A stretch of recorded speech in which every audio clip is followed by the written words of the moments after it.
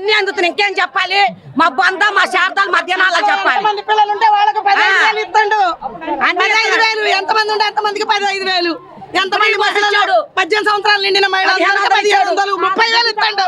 30 15 ఆయన అన్నాడు కదా 30 ఇస్తాడు. ఇంకో 15 మహిళల మీద చాలిపడి ఎందుకు సిగ్గుపడుతున్నావు అంటున్నా. ఓటేసిన ప్రతి మహిళ కూడా ఇవాళ సిగ్గుపడే పరిస్థితి చంద్రబాబు నాయుడు గారు చేశారు అన్నది ఈ రాష్ట్ర ప్రజలందరికీ కూడా తెలిసింది.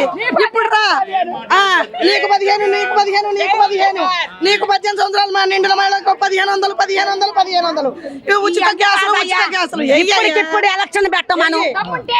ఇప్పటికిప్పుడు ఎలక్షన్ పెట్టమాను. ఇవన్నీ కాదు. ఇప్పటికిప్పుడు ఎలక్షన్ పెట్టమాను. ఇవన్నీ వద్దు.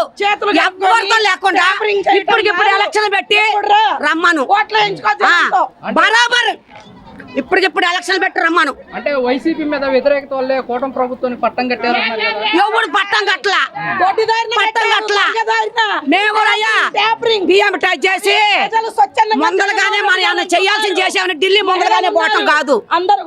అయ్యా అన్ని రాపించుకొచ్చుకోండి. ముందలుగానే పోవటం కాదు. ఇక్కడ చేయాల్సినంత మేము చేసాము, మాదే ఉంది అని దొంగ దెబ్బ తీయటం కాదు. ఎదరబడాలి ఏదైనా.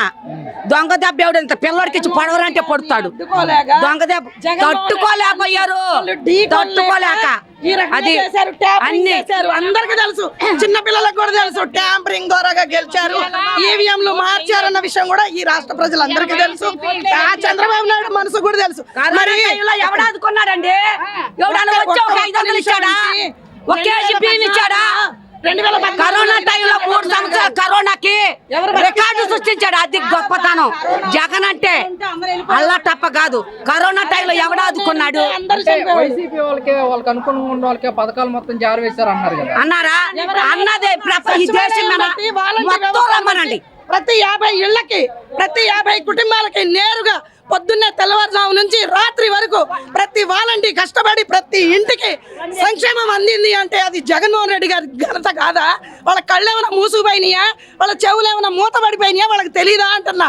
ఇవాళ అదే జగన్మోహన్ రెడ్డి గారి లాగా మీరు పాలన చేయండి, మీరు చేయండి. అదే మీరు ఏదైతే వాగ్దానాలు ఇచ్చారో అదే వాగ్దానం మీరు హామీలు ఇవ్వండి. మీరు 2014లో ఎలక్షన్ అప్పుడు ఈవీఎంలు తప్పు అన్నారు. మరి మేమందరం ప్రశ్నిస్తా ఉన్నాం, అవి కరెక్టే అని మీరు ఎందుకు చెప్పలేకపోతున్నారు చంద్రబాబు నాయుడు గారు అని మేము అడుగుతా ఉన్నాం.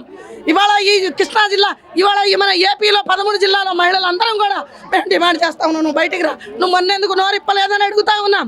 ఇది కరెక్ట్ కాదు. నీ ఆత్మసాక్షిని అడుగు. ఏం అబద్ధం చెప్పావు, ఏం మోసాలు చెప్పావు, ఎన్ని అబద్ధాలు హామీలు ఇచ్చావో నువ్వు ఒక్కసారి ఆలోచించుకొని. ఇచ్చిన హామీలు నెరవేర్చడానికి ఖజానా చూస్తే ఖాళీగా ఉంది. జగన్మోహన్ రెడ్డి మొత్తం ఖజానా ఖాళీ చేసి వెళ్ళిపోయాడు. ఎక్కడ కోసం అమలు చేయలేకపోతున్నాం. ఎక్కడ చేశాడు? ఎక్కడ చేశారు? మీరు చేశారు 2014లో. 2014 నుంచి 19 వరకు ఖజానా ఖాళీ చేసి మా జగన్మోహన్ రెడ్డి గారికి ఇస్తే, అయినా సరే అంత కష్టాల్లో ఉన్నా కూడా ప్రతి మహిళకు చెప్పిన హామీ చెప్పినట్టు కూచా తప్పకుండా నెరవేర్చిన, చెప్పినవి కాకుండా చెప్పని కూడా నెరవేర్చిన వ్యక్తి ఎవరైనా ఉన్నారు అంటే అది ఒక జగన్మోహన్ రెడ్డి గారికే సాధ్యమైంది. జగన్మోహన్ రెడ్డి గారే నెరవేర్చుకున్నారన్నది కూడా ఈ సభాముఖంగా నేను తెలియజేస్తా ఉన్నాను. మేము డిమాండ్ కూడా చేస్తా ఉన్నాం చంద్రబాబు నాయుడు గారికి. మీరు ఇప్పుడు ఎలక్షన్లో పెట్టి అన్యాయం చేశాడు, న్యాయం చేశాడు ఇప్పుడే తెలిపోద్ది. ఒక వారంలో ఇవన్నీ వద్దు. ఈ రెడ్ బుక్ పరిపాలన వద్దు, వాడిని నేను ఎలక్షన్లో జైల్లో పెట్టవద్దు, ఇవన్నీ ఏమీ వద్దు. మీరు గుద్దుకోవడానికి మీ సొమ్ము ఆయన తినలా, ఆయన సొమ్ము మీరు తినలా.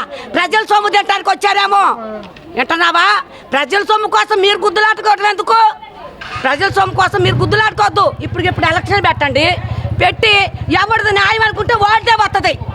అది ఒక్కలుగా సింగల్గా వచ్చి ఒక్కలు పెట్టండి, గుంపుగా రావద్దు. ఒక్కరు సింగల్గా వచ్చి ఎలక్షన్ పెట్టండి. అది 3 పార్టీలు కలిసి రాష్ట్రం అభివృద్ధి చెందిద్ది. అందుకోసం రాష్ట్రం అభివృద్ధి చెందడం కాదు, రాష్ట్రం పాడి కట్టుకొని వెళ్తుంది అన్నమాట. పాడలు మోసుకొని వెళ్తారు, అభివృద్ధి చెందదు. ఆ పోలీసు వాళ్ళు ఏమన్నా న్యాయంగా డ్యూటీ చేస్తున్నాను, మీరు వైసీపీకి తొత్తులు పోయారని అడిగారు వాళ్ళని. మీరు న్యాయంగా చేయాలని వాళ్ళని అడిగారు.